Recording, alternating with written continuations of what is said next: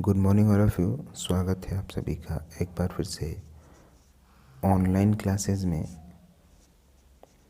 हम पढ़ रहे हैं एमए फाइनल ईयर की ज्योग्राफी। और एमए फाइनल ईयर की ज्योग्राफी में हम पढ़ रहे थे भारत में प्राकृतिक असमानताओं के बारे में। तो हमने 3, 4, 5 असमानताएं भारत के संदर्भ में पढ़ ली है। आज की इस कक्षा में हम आगे बढ़ कर के कुछ और असमानताओं की बात करते हैं कि भारत में कौन कौन सी असमानताएं पाई जाती है, खनिजों के संदर्भ में पाई जाती है, उद्योग धंधों के संदर्भ में कौन सी असमानताएं पाई जाती है, उनके बारे में आज की इस कक्षा में हम चर्चा करेंगे।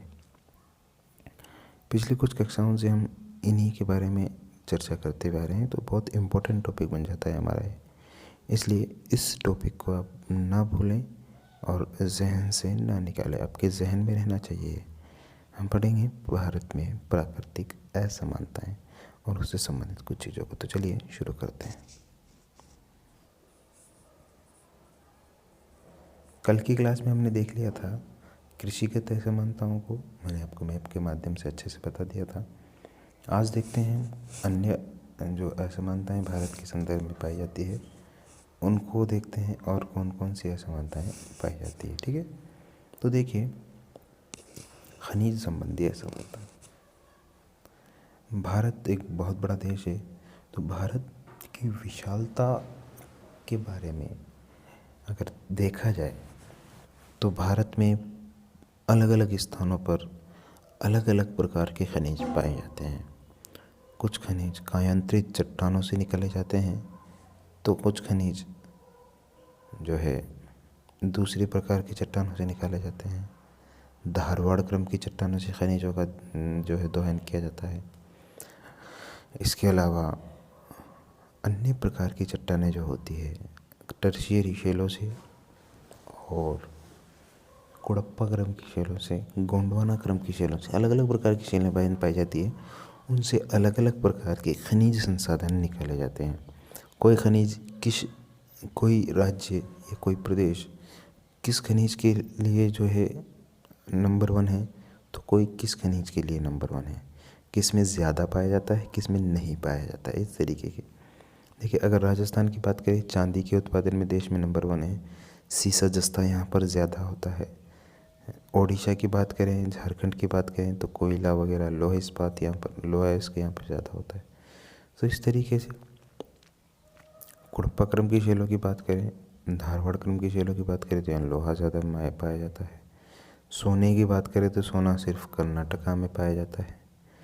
तो ये असमानताएं हैं, और ये किसके संबंध में है? खनिजों के संबंध में है। भारत की भूगर्भिक संरचना असमानताओं के कारण, भूगर्भिक संरचनात्मक लिखना यहाँ पर, असमानताओं के कारण खनिजों की असमानताओं के कारण खनिजों के क्षेत्र में पर्याप्त असमानता पाई जाती है। भारत की भूगर्भिक असमानताओं के कारण खनिजों की असमानताएं पाई जाती है। दक्षिण में गोंडवाना क्रम की भूमि पाई जाती है। दक्षिण में कौन सी पाई जाती है? गोंडवाना क्रम की। और गोंडवाना क्रम की उन्हीं शैलों में,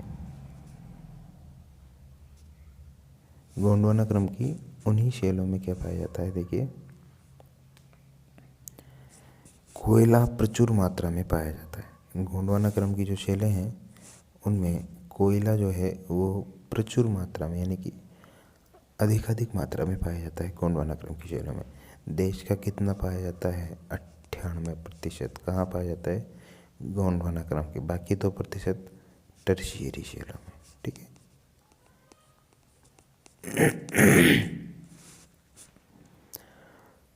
तो भारत में जो है रानीगंज, बाराकर, झरिया, कुल्टी, कर्णपुरा, उमरिया, डाल्टनगंज, बिहार, तो यहाँ पर क्या है? ये पाए जाते हैं। रानीगंज आपको पता है देश का सबसे बड़ा कोयला क्षेत्र है। सबसे पहले कोयला यहीं पर निकाला गया था, रानीगंज पश्चिम बंगाल में है। बाराकर नदी झारखंड में, आपको मालूम होगा। झरिया झारखंड में है। कुल्टी भी कहाँ है? पश्चिम बंगाल। तो ये सारे एरिया जो है ये कोयले की बड़ी बड़ी खानें हैं देश की, और यहाँ पर सर्वाधिक मात्रा में कोयला निकाला जाता है। और ये कोयले के क्षेत्र कौन सी चट्टानों के हैं? गोंडवाना क्रम की चट्टानों के। तो भारत में यहाँ पर कोयला पाया जाता है। विंध्याचल श्रेणी में, विंध्याचल श्रेणी अब आपको मालूम होनी चाहिए कहाँ है। कहाँ है विंध्याचल श्रेणी? विंध्याचल श्रेणी मध्य प्रदेश से निकलती है, ठीक है। नर्मदा नदी के पास मालूम है विंध्याचल पर्वत, वही उसी को विंध्याचल श्रेणी कहते हैं। उसमें हीरे पाए जाते हैं, पन्ना हीरा, मालूम है ना, एमपी में खाने हैं। चूना पत्थर एमपी में सबसे ज़्यादा वो है। सीमेंट के कारखाने, जिप्सम, पन्ना आदि आदि क्रम की चट्टानें। धारवाड़ क्रम की चट्टानों में तांबा भी पाया जाता है, लोहा भी पाया जाता है, सोना भी पाया जाता है, सीसा, जस्ता, अबरक, मैग्नेटाइट, लोहा, कोबाल्ट, मैंगनीज, क्रोमाइट, ये सारे जो खनिज है ये पाए जाते हैं। कौन सी चट्टानों में पाए जाते हैं गुरुजी? धारवाड़ क्रम की चट्टानों में, ठीक है। अगर सार रूप में हम कह सकते हैं कि संपूर्ण भारत में खनिजों का वितरण बिल्कुल असमान पाया जाता है। अरावली क्रम की चट्टानों में सीसा, जस्ता काफ़ी मात्रा में पाया जाता है। चांदी पाई जाती है, जावर की खान आपको मालूम होगा, ठीक है। केतड़ी सिंगाना तांबे के लिए प्रसिद्ध है। तो अलग अलग क्षेत्रों में अलग अलग प्रकार के खनिज पाए जाते हैं। तो जब हमारे देश में अलग अलग प्रकार के खनिज इस तरीके से पाए जाएंगे तो देश में प्राकृतिक असमानताएं तो बनेगी ना भाई। देश में प्राकृतिक असमानताएं तो बनेगी। यहाँ पे कुछ अलग प्रकार के खनिज पाए जाते हैं, यहाँ पे अलग, यहाँ पे अलग और यहाँ पे अलग। तो देश के अलग अलग भागों में जब अलग अलग प्रकार के खनिज पाए जाएंगे और अलग अलग राज्य उन पर एकाधिकार रखते हैं, एक जैसे मान लीजिए कंगारू का आप उदाहरण लेते हैं। कंगारू सिर्फ ऑस्ट्रेलिया में पाए जाते हैं, सफ़ेद हाथी सिर्फ थाईलैंड में पाए जाते हैं। तो ये विविधता ही तो है, और क्या है, ठीक है ना। तो इस तरीके के विविधताएं जो पाई जाती है, ये विविधताएं ही देश को प्राकृतिक असमान भागों में बांटती है, ठीक है। समझ में आ रहा होगा आपके। अब तक जितना भी पढ़ाया है मैंने वो सारी चीज़ें आपके मेरे ख्याल से समझ में आ गई होगी, ठीक है। चलिए आगे चलते हैं। कहाँ चले आगे?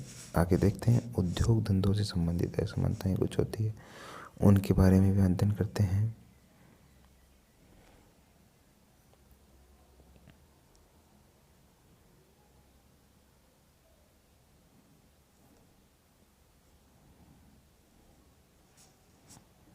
देखिए, भारत में खनिजों के संदर्भ में उद्योग धंधों में भी असमानताएं पाई जाती है। खनिजों में तो पाई जाती है तो कोई बात नहीं, अब उद्योग धंधों में भी पाई जाती है। देखिए, देश के प्रमुख औद्योगिक क्षेत्र छोटा नागपुर पठार के क्षेत्र में स्थित है। यहाँ पर टिस्को है, Tata iron and steel company Jamshedpur Jharkhand में है। इसको है IISCO, ये IISCO है, ठीक है। इसको यानी कि Indian iron and steel company Kulti Hirapur Banpuri Paschim Bengal में है, वेस्ट बंगाल। विस्को है, ये विस्को वी से है, Visvesvaraya iron and steel company, ये भद्रावती में है, कर्नाटका में, ठीक है। पहले मैसूर एमएसको था इसका नाम, Mysore iron and steel company. Rourkela है ओडिशा में, भिलाई है छत्तीसगढ़ में, दुर्गापुर है पश्चिम बंगाल में, बोकारो है झारखंड में। आदि उद्योगों की स्थापना लौह इस्पात केंद्रों के समीप हुई है। इसके अलावा देश में जहाँ जहाँ कपास का उत्पादन होता है प्रचुर मात्रा में, वहाँ वहाँ सूती वस्त्र उद्योगों का विकास हुआ है। तो देश के मैदानी क्षेत्रों में जहाँ जहाँ पर्याप्त मात्रा में कृषिगत फसलें प्राप्त की जाती है, वहाँ कृषि आधारित उद्योगों का विकास हुआ है। तो ये आपको बात समझ में आई होगी। ये बात हमने पहले पढ़ ली थी। यहाँ से लेकर के हमने ये सारे जो उद्योग है इनको आप याद करने की ज़रूरत नहीं है, क्योंकि मैंने आपको पहले ही अच्छे तरीके से याद कराए हैं। ये देश के लौह इस्पात उद्योग है जो देश के छोटा नागपुर वाले एरिया में पाए गए हैं। क्यों पाए जाते हैं यहाँ पर? क्योंकि यहाँ पर जो है पर्याप्त मात्रा में आपको लौह अयस्क मिल जाता है, कच्चा माल, कोयला आपको मिल जाता है कच्चा माल के रूप में। तो इस कारण यहाँ पर इन उद्योगों की प्रधानता है। ठीक है। इसके बाद अगर बात की जाए आगे, तो यहाँ पर हमने लिखा है कपास जहाँ जहाँ पाई जाती है वहाँ पर सूती वस्त्र उद्योगों का विकास हुआ है। देखिए, कपास पाई जाती है महाराष्ट्र में, गुजरात में, तो वहाँ पर सर्वाधिक मात्रा में जो है उद्योग लगाए गए हैं सूती वस्त्र के। इसी के अलावा कोयम्बटूर है, वहाँ भी कपास काफ़ी मात्रा में उत्पादित किया जाता है, तो वहाँ भी जो है सूती वस्त्र के कारखाने लगाए गए हैं। चूना पत्थर जो है वो एमपी में निकाला जाता है, तो वहाँ पर सीमेंट के कारखाने लगाए गए हैं। इस तरीके से जहाँ जहाँ जो माल पाया जाता है वहाँ वहाँ उसी प्रकार के उद्योग धंधे पनप जाते हैं या उद्योग धंधे लगाए जाते हैं। तो ये सारी असमानताएं देश में उद्योग धंधों के संदर्भ में पाई जाती है। ठीक है। इसको भी हम नक्शा बना करके ड्रॉ कर सकते हैं। देखिए, ये मान लीजिए हमने ये नक्शा बनाया,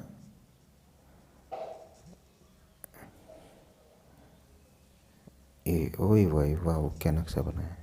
नहीं, दोबारा बनाते हैं।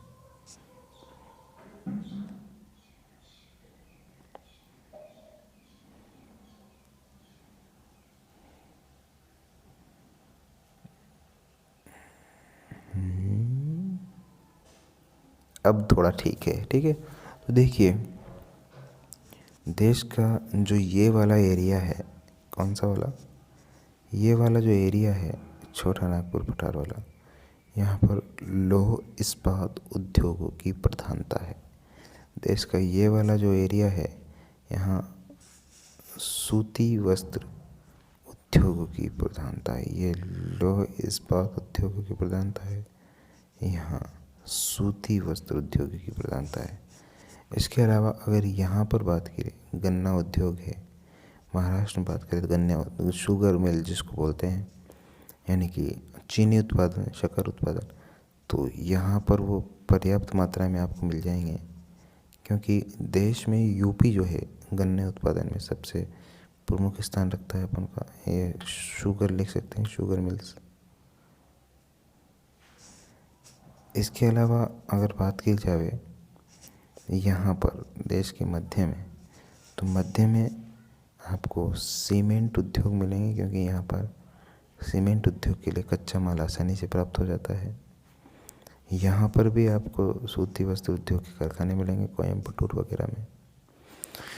तो इसी को प्राकृतिक असमानताएं कहते हैं। बात आपके समझ में आ रही होगी कि देश के विभिन्न भागों में विभिन्न प्रकार की सामग्री मिलती है, उसी के आधार पर जो उद्योग लगाए जाते हैं उनको उद्योगों से संबंधित असमानताओं के बारे में जाना जाता है। पश्चिम बंगाल की बात करें, बांग्लादेश पश्चिम बंगाल का जो एरिया है, यहाँ पर जूट उद्योग सर्वाधिक मात्रा में पाया जाता है। देश के अन्य किसी भी इलाके में जूट उद्योग नहीं पाया जाता। पश्चिम बंगाल और पश्चिम बंगाल के आसपास के राज्यों के अलावा जूट उद्योग कहीं भी नहीं पाया जाता। तो ये भी प्राकृतिक असमानता है। ठीक है। तो इस बारे में हम इन चीज़ों को समझ सकते हैं। ठीक है। तो आज की क्लास में सिर्फ इतना ही था। मिलेंगे आपसे कल और देखते हैं इनमें किस प्रकार की जो है असमानताएं पाई जाती है। कल मिलेंगे आपसे, तब तक के लिए मुझे दीजिए इजाज़त। नमस्कार।